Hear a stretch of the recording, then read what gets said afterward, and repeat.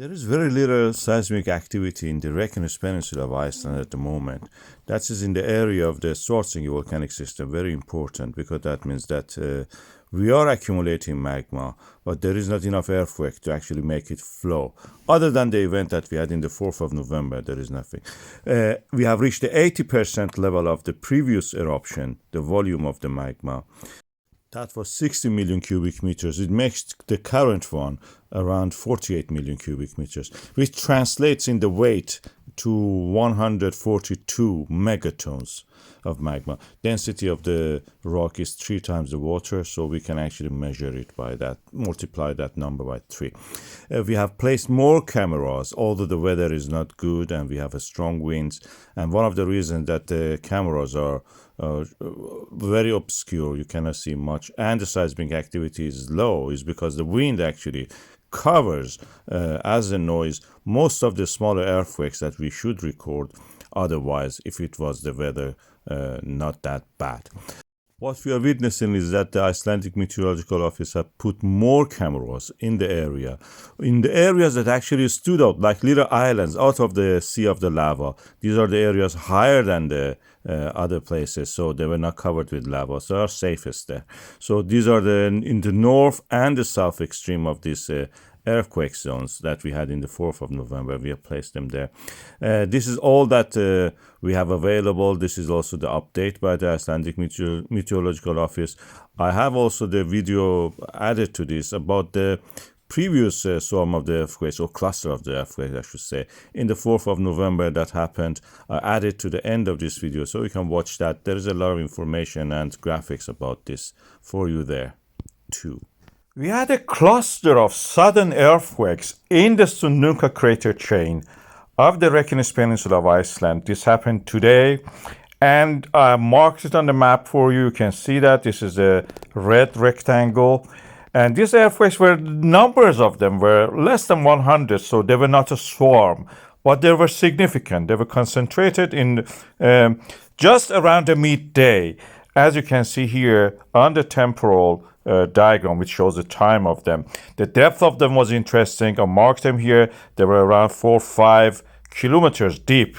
That is the depth of the Svartsengi magma reservoir. This is where we have the magma, like an aquifer, filled up from the deeper source and coming. Earthquakes happening there practically along this line. What they will do is to shake the ground, and through that shaking, they create the conditions for the magma to flow.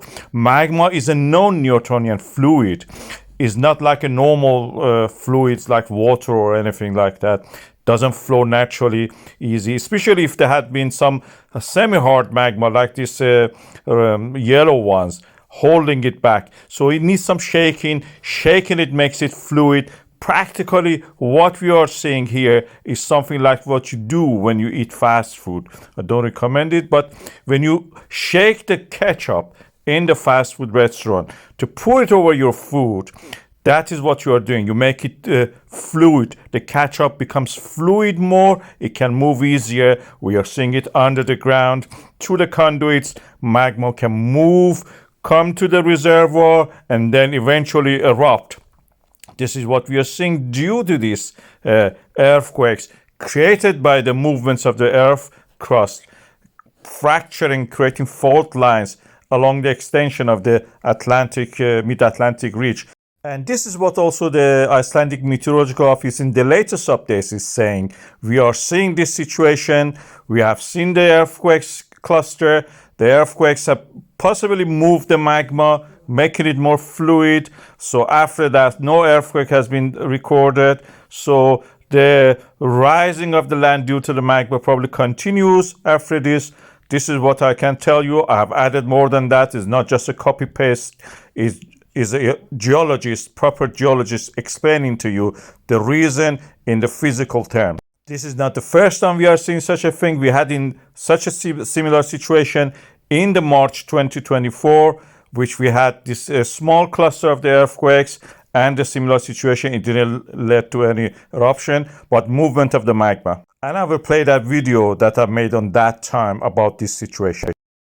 With the continuous tremors, which are the indicators of the movements of the plates along the Reykjanes Peninsula of Iceland, we are seeing the accumulation of the magma practically due to the creation of the voids in the ground.